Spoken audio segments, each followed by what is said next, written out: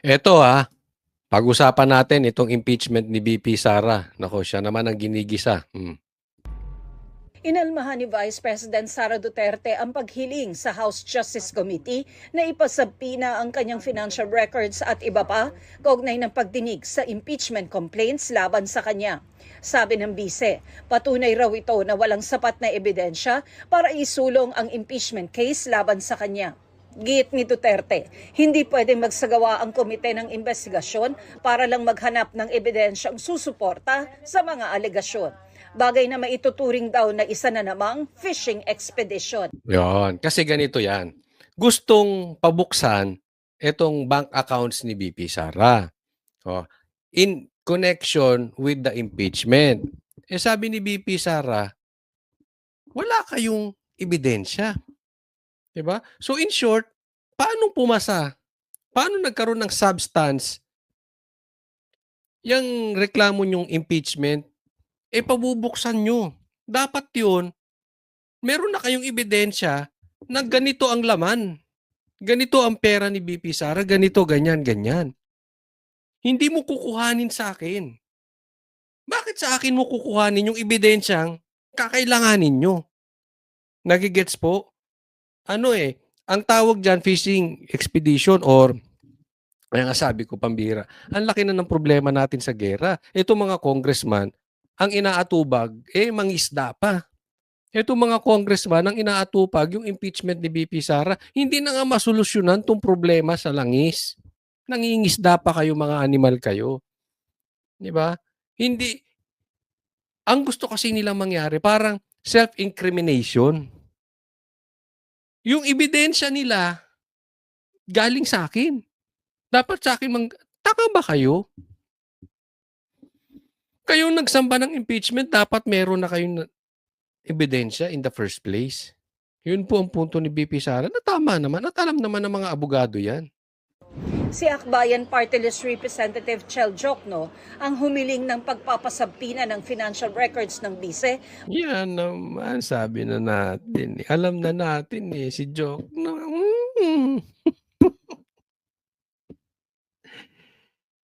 Game plan. Alam mo yung pagpapabukas ng bank account?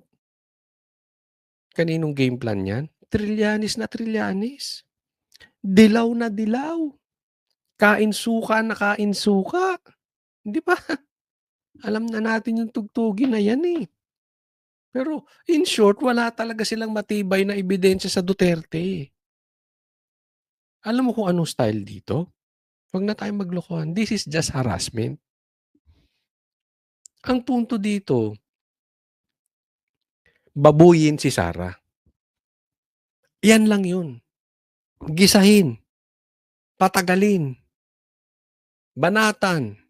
Alam nila, malaki chance na hindi naman mananalo tong impeachment pagdating sa Senado. Malaki chance, okay? Hindi ko sinasabing hindi mananalo yung impeachment sa Senado, pero malaki chance. Pero ang totoong laban ng impeachment, gisahin dyan.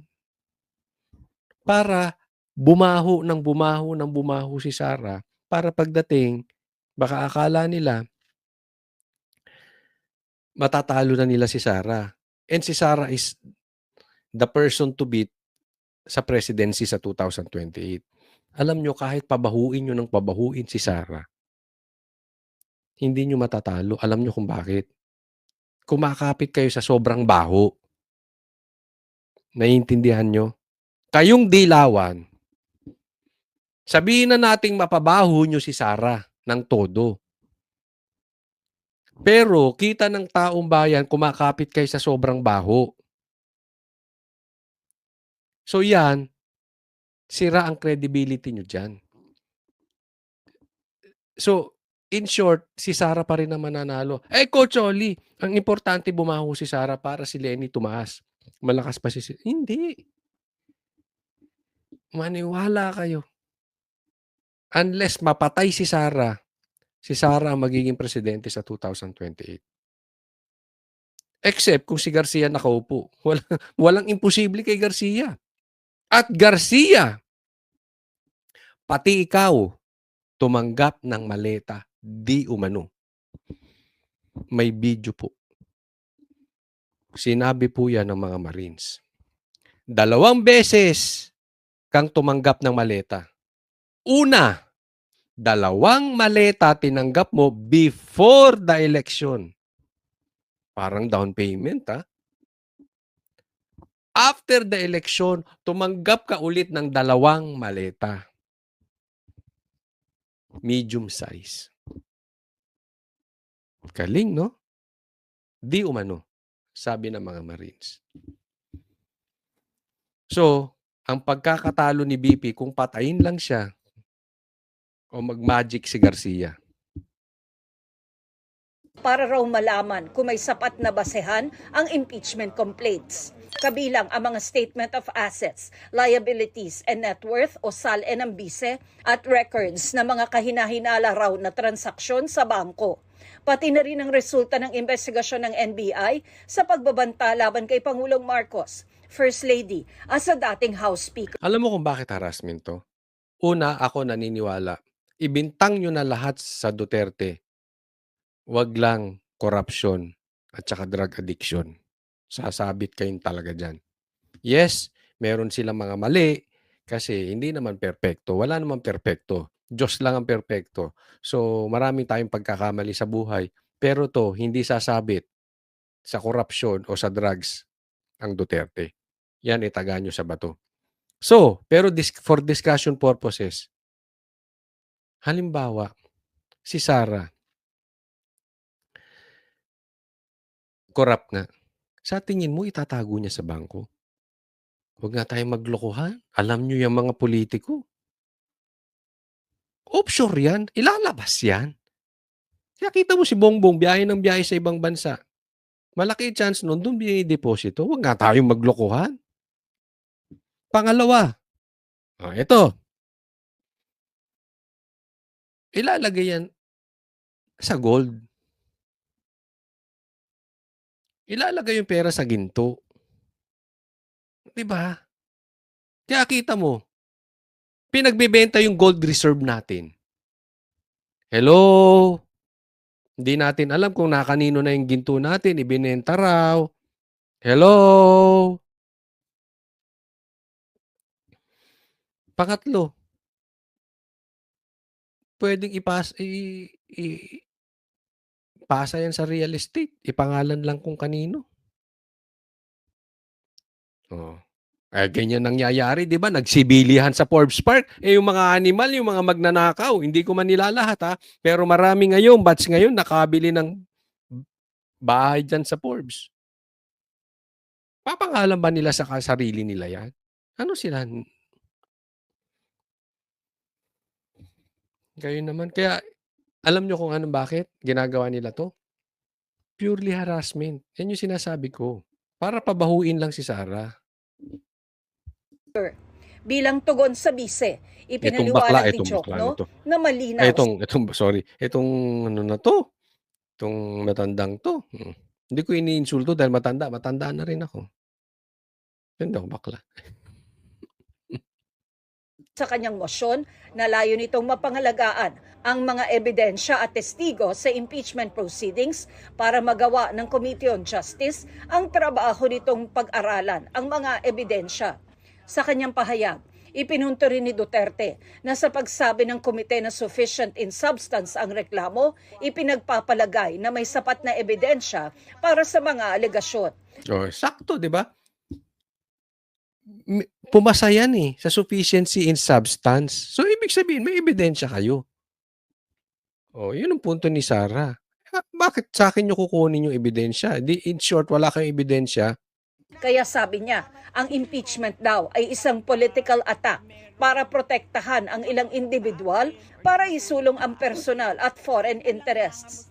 Sagot ni Justice Committee Chairperson Representative Jervy Luistro kay Duterte, magkaiba raw ang ginagamit na standards sa determination ng sufficiency in substance at sa pagdetermina ng komite kung may sapat na basehan ang reklamo. I beg to disagree to that. There is sufficiency in substance if there is recital of facts that constitute an offense determinative of the jurisdiction of the Committee on Justice. On step 3, what we determine on the basis of the pleadings and the evidence available is sufficient ground.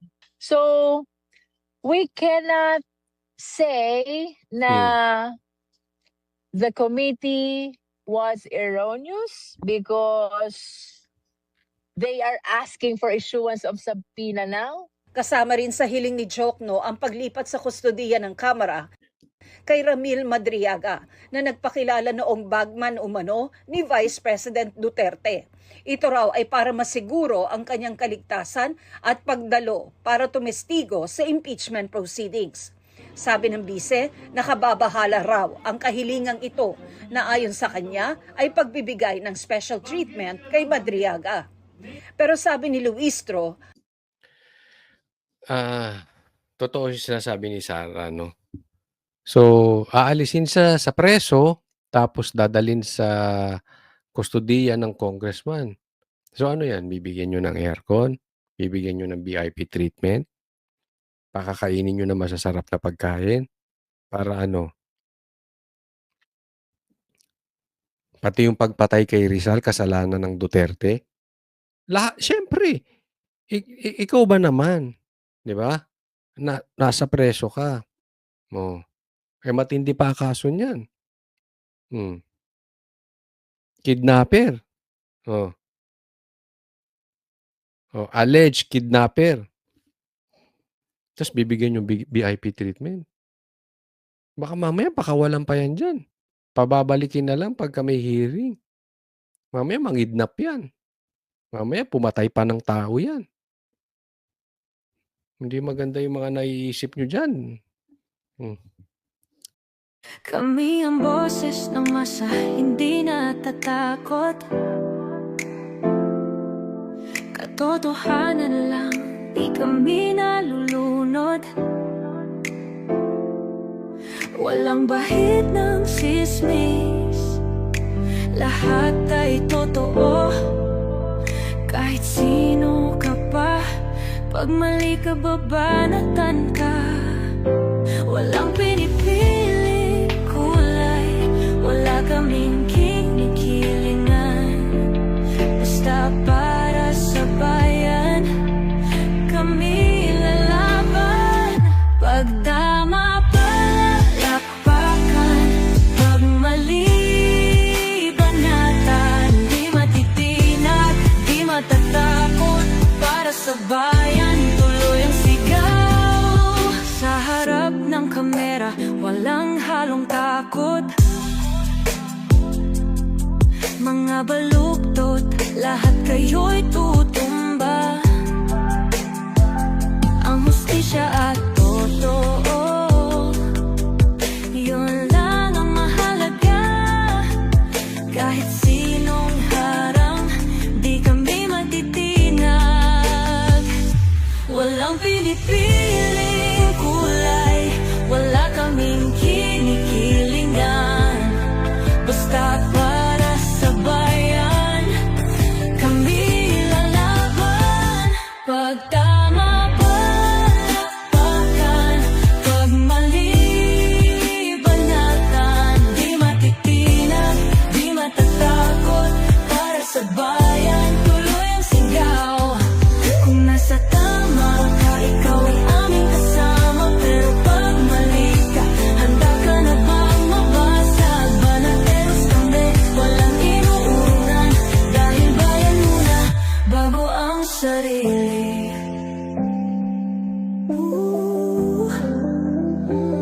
Bago ang sarili.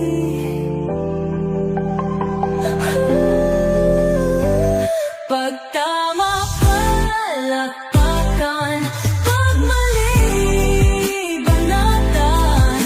Banateros ang sigaw, katotohanan ang laban.